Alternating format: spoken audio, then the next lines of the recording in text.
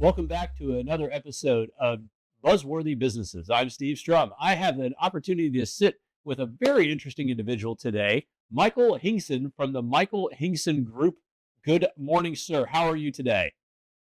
Good morning. I'm doing really well. Thank you. You know, we had a really interesting opportunity to talk a little bit offset about, who you are, what you do. For our audience, please let our audience know a little bit about your experience, what you've done to overcome a disability that most people may not be able to function on, but then also a little story about how you were able to survive 9/11 despite being blind from birth. Please tell our audience who you are, and I'd love to hear your story, sir. Probably the first thing that people need to understand is disability does not mean a lack of ability. Of course, all my diversity friends say, well, disability starts with dis. Well, so does discrete, decipher, and discern. It doesn't necessarily have to be a negative term.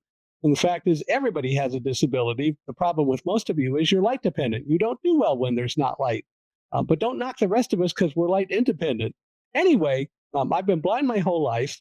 And as you mentioned, Steve, I worked in the World Trade Center on September 11th and was there on the 78th floor in my office when the building was attacked and escaped.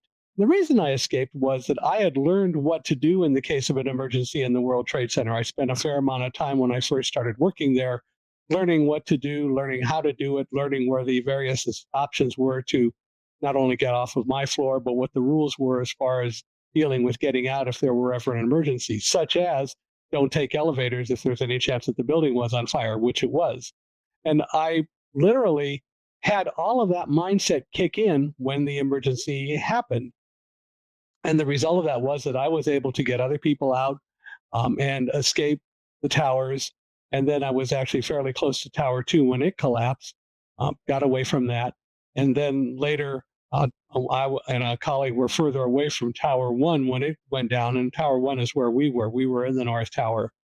And it was only after both towers had fallen that I really learned what happened. People say all the time, well, of course, you didn't know because you couldn't see it. They ought to grow up. The reality is that Superman and X-ray vision are fiction. And the fact is, I was on the 78th floor of Tower 1, and the plane hit between floors 93 and 99 on the other side of the building. As I was going down the stairs, no one knew what was going on. No one knew what happened. I figured out that we were smelling an odor that was burning jet fuel, but that was the only thing we knew. Eyesight had nothing to do with it, and people need to understand that eyesight's not the only game in town. Well, I would imagine in an environment like that, regardless of your vision, anywhere from not at all to poor like mine or eagle eye like my brother, nobody was probably seeing anything in that moment except for, trying to figure out how to get out. What an amazing story of survival, regardless of ability to see or not see. And you have taken this as an opportunity to help share your story with others. And you do a lot of work in the motivational speaking. Tell our audience a little bit about what you're doing in that world. Right. And what you said is very true. And none of us could know because we didn't see it, eyesight or not. So after September 11th, people started calling me and asking if I would come and tell the story. And my wife and I, and my wife, by the way, now my late wife, was in a wheelchair her whole life. So I understood about more than my so-called disability. And as people say, well, how could you marry a person in a wheelchair? And I said, it worked out great. She read, I pushed, worked out really well. But the bottom line is that we decided that selling life and philosophy was a whole lot more fun and satisfying than being a computer hardware sales manager and selling computer hardware. So since the beginning of 2002, I have been a public speaker full-time, traveling the world, literally talking about trust and teamwork and leadership, lessons about leadership, life skills lessons, of course, telling my story, talking about using a guide dog. And I'm now using my 8th guide dog, who's a black lab named Alamo, like Remember the Alamo. And I've also started doing a podcast. I've been doing it for 4 years called Unstoppable Mindset. So we keep pretty busy and have a lot of fun doing it. In 2011, we wrote a book called Thunderdog, the story of a blind man, his guide dog, and the triumph of trust at ground zero. Larry King actually wrote the foreword to it, and it became a #1 New York Times bestseller. I wrote a children's book in 2013 called Running with Roselle, which was really just about how Roselle and I grew up and met each other. Roselle was the dog who was with me in the World Trade Center. And then last year, having realized at the beginning of the pandemic that I had never really taught people how they could learn to control fear and not let it overwhelm, or as I put it, blind them, I wrote another book called Live Like a Guide Dog, True Stories of a Blind Man and His Dogs about being brave, overcoming adversity, and moving forward in faith. And it's all about learning to control fear. And what we used were lessons that I learned from my 8 guide dogs and my wife's service dog. So we have a lot of fun and love to inspire people and always looking for more opportunities to speak and motivate.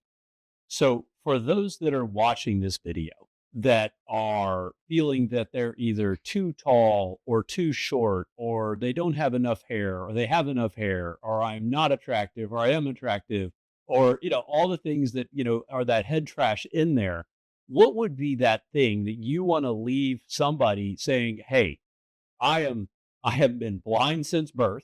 My late wife was in a wheelchair. Oh, by the way, I was able to survive one of the largest terror attacks in modern time. What would that message that you would share with our audience be for that one person that's got that negative speak in between their ears? Don't worry about what you can control. Focus on what you can and let the rest take care of itself, which is one of the lessons we talk about in Live Like a Guide Dog. We spend so much time worrying about every little old thing that goes on in the world. We spend so much time worrying about, well, what if this happens? What if that happens? We didn't have control over the World Trade Center events actually occurring, but every single person has total control over how they decide to deal with it. And that is true with anything that goes on in life. We shouldn't worry about so many things. It doesn't mean you don't be aware, but you don't need to worry about it. Don't fret about the things over which you don't have control. Worry about the things that you do have control over and let the rest take care of itself. You'll be a much better person. You'll have a much better life, and it will be a much calmer world for you and everyone if you do that. Thank you so much for sharing your story of inspiration, sir. I really appreciate that. And as we take it away, thanks for joining us today. We can't do this without awesome guests like you, but we can't do this without the people that are watching it. So, for everybody who's watching this video, please take a quick second to look yourself in the mirror, feel what you're all about, and put that story of positivity. And as Michael said, don't worry about the stuff you can't control, do what you can control. If you like this episode, share this episode, and remember to always live with gratitude.